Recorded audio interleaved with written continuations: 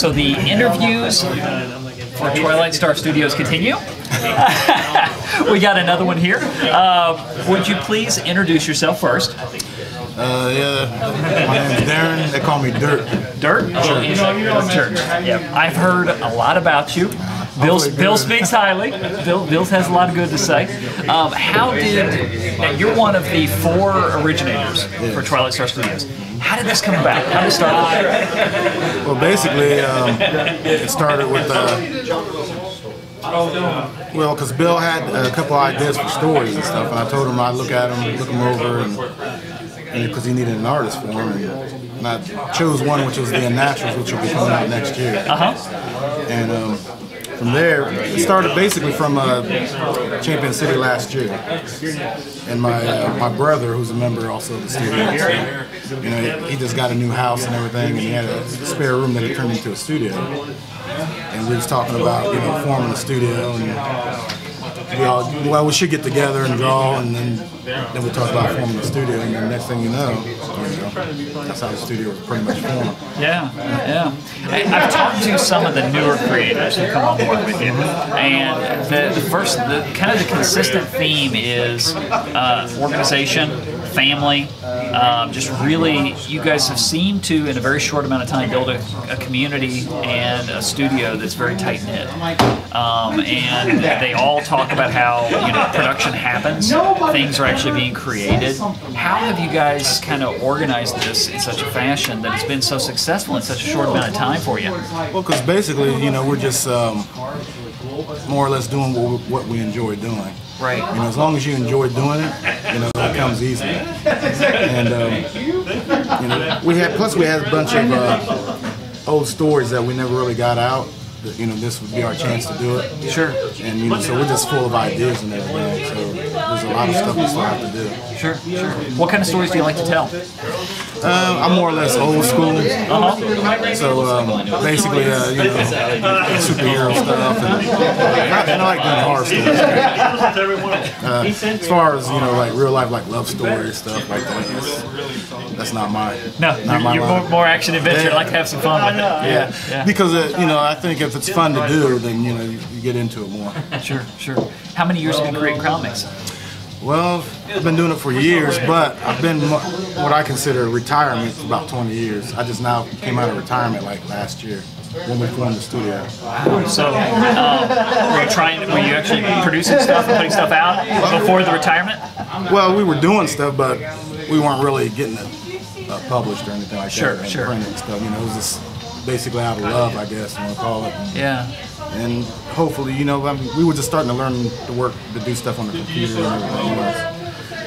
But my computer skills right now, since I've been out of it for 20 years, I'm trying to get back into it. Sure, sure. What pulled you away? What's had your attention for 20 years? Just life, basically, you know. Because back in the day when I was drawing, I was unemployed and all that other stuff.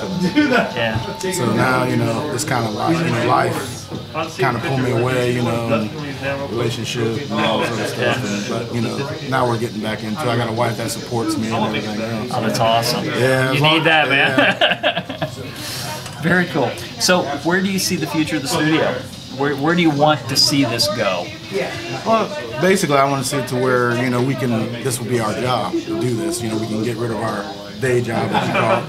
Well, I work third, so I guess it'd be a night job. Yeah. And, you know, concentrate fully on this, you know, where we can improve. And because if we had more time, we can improve and everything. You know, that's always been a factor right now is this time. You know, everybody's working and, you know, you really don't have time to, you know, you get a couple hours a day to actually work on it and everything, but it's not enough time. Sure. Especially when we're coming up with new ideas. And I mean, that's why we kind of expanded, because originally it was just us 4, and we expanded and everything because everybody has all these ideas, so we can get them out.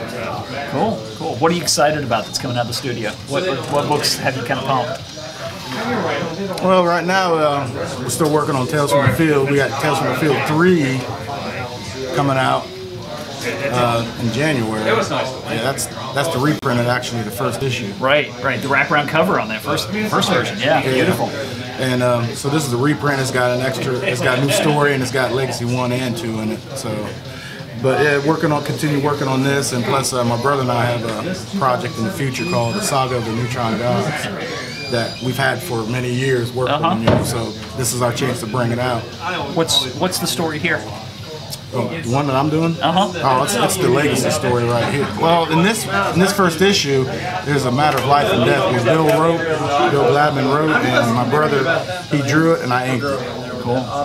And I also did actually his first 2 stories called Legacy and stuff. That's my story that I've done. Like, I actually created that like 20 years ago. So I see that as, to bring that out, because then I can continue on with it. It's interesting you call it legacy. Yeah. And it is the legacy. Yeah, it is. Yeah. I'm glad you said that. Yeah. I didn't really think about that, but yeah. Now, the Neutron Warriors? Neutron Gods. Neutron Gods. What's the story there? Anything you want to talk about, or can?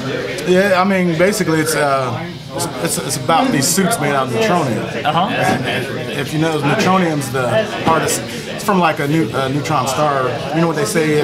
Just a little,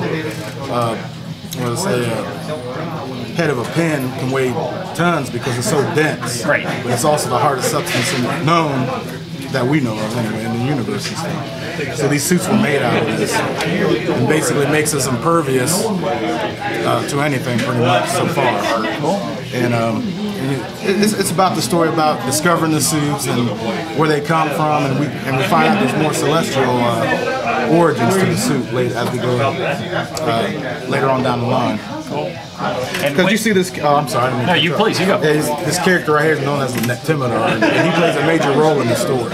Awesome. Kind of the image of the studio. Yeah, we used him as almost like a mascot or whatever. Cool. Is there anywhere on the web where people can find more about your work? Where's the best place? Well, right now it's comic related. Oh, okay. Well, there you go. Funny that. Yeah, because Bill has the forum. Yeah. And he has the Hell Yeah forum, and right now until we get up our own website, that's pretty much what you can find out about it. So the catchphrase, where did this come about? Was this just the rallying cry? More or less, it started off as that, because the more we were doing, the more we were getting hyped up and getting into it, and we're actually completing decent looking comics and stuff. And yeah, you sure are. And we was talking about, so every time we talk about something that hypes us up, hell yeah, that's our rallying cry basically. Avengers Assemble for your generation. Yeah, that's you got it. Absolutely. Well, my friend, thank you for your time, and congrats with the studios. Absolutely. Thank you.